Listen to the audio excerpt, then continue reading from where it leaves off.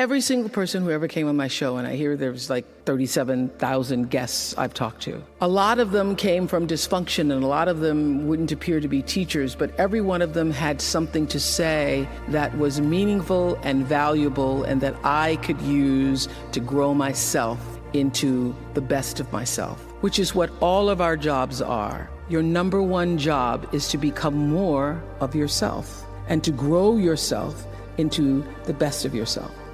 And so I had a lot of great teachers, as we all do. I was doing an Oprah show about a decade ago. One of my greatest teachers was a man named John Diaz. We were doing a show called Would You Survive? And on Tuesday, October 31st in 2000, Singapore Airlines Flight 006, a Boeing 747 from Taipei to Los Angeles, took off with 179 souls aboard. 4 crew and 79 passengers perished in that flight, a total of 83 fatalities.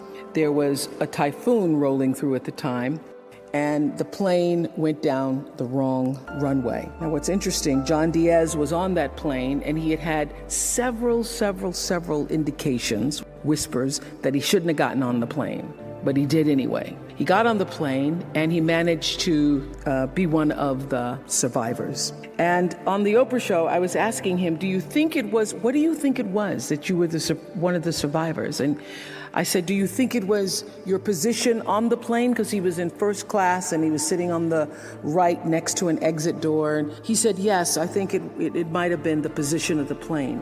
And also my quick thinking, he says, and the fact that I didn't stop moving. So I said, you don't believe, you're not a religious man, you don't believe that there was some kind of divine intervention going on there? He goes, no, I'm not a religious person. I do not believe that it was anything divine.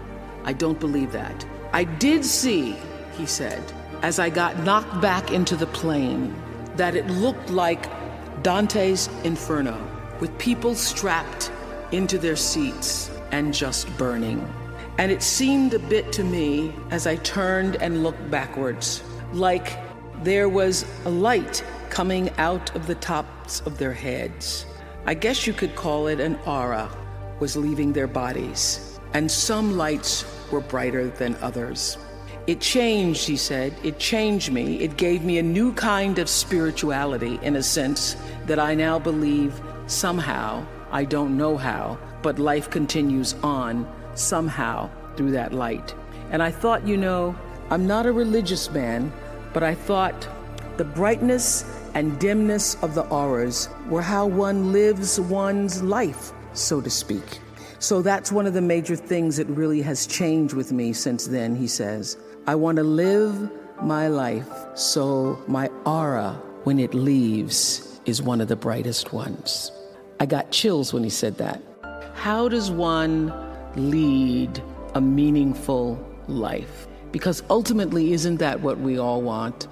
We want to lead a life so that however we transition, people can say, wow, that was a bright one.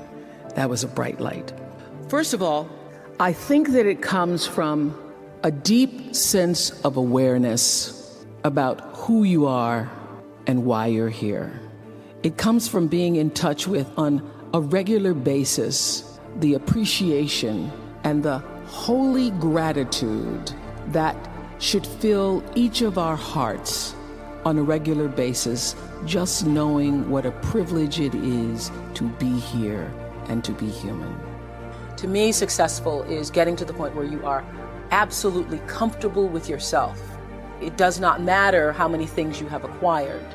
The ability to learn to say no and not to feel guilty about it, to me, is about the greatest success I have achieved. The fact that I have, in the public side, done whatever, it's all a part of a process for growing for me.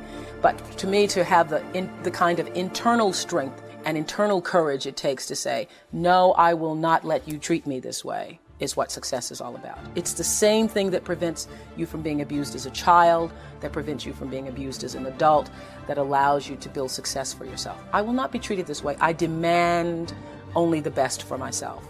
All the mistakes I've made in my life, I've made because I was trying to please other people. Every one of them. There's not one that I've made because I did something because I really wanted to do this for myself. Every mistake I've ever made is because I went outside of myself to do something for somebody else that I should not have, to please them. Just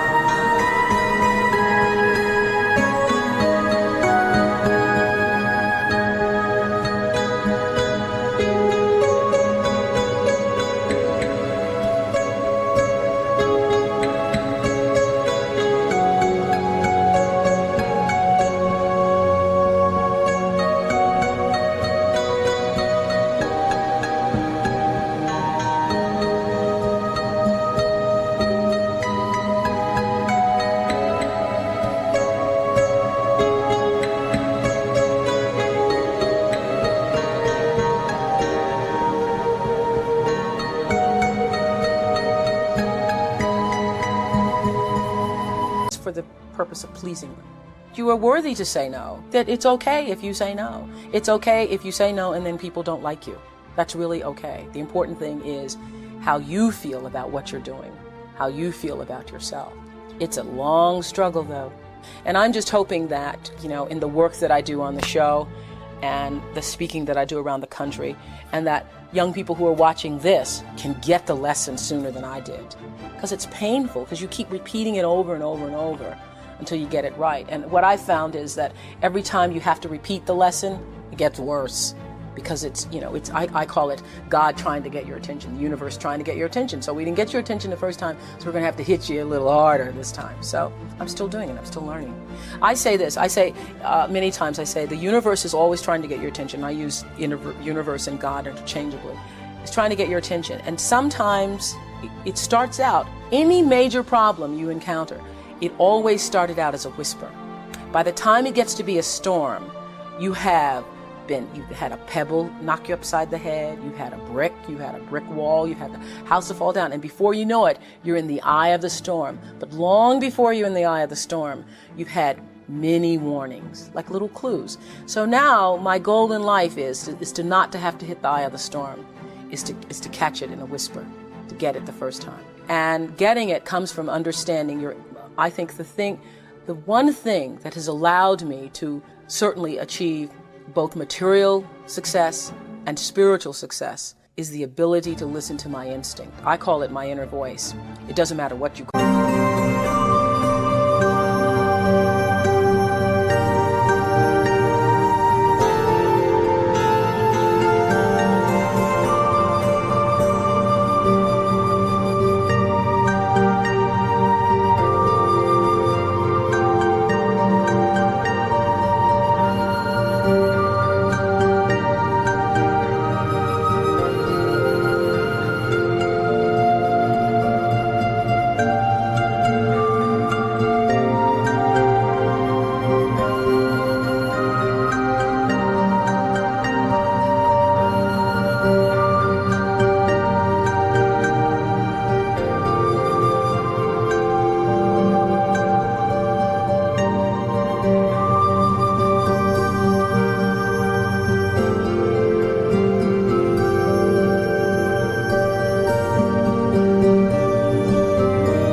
Nature, instinct, higher power. But the ability to understand the difference between what your heart is saying, what your head is saying. I now always go with the heart. Even when my head is saying, oh, but this is the rational thing, this is really what you should do, I always go with that little feeling, the feeling. I am where I am today because I have allowed myself to listen to my feelings. I feel that luck is preparation meeting opportunity. One of the biggest lessons I've learned recently is that when you don't know what to do, you should do nothing until you figure out what to do. Because a lot of times you feel like you're pressed against the wall and you've got to make a decision. You never have to do anything.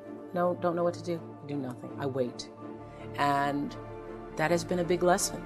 To be willing to be still with myself and trust myself and my higher power to help me make the right decision and to not feel pressured. See, I think, we create stress for ourselves because you feel like you have to do what you have to do it. You have to. I don't feel that anymore.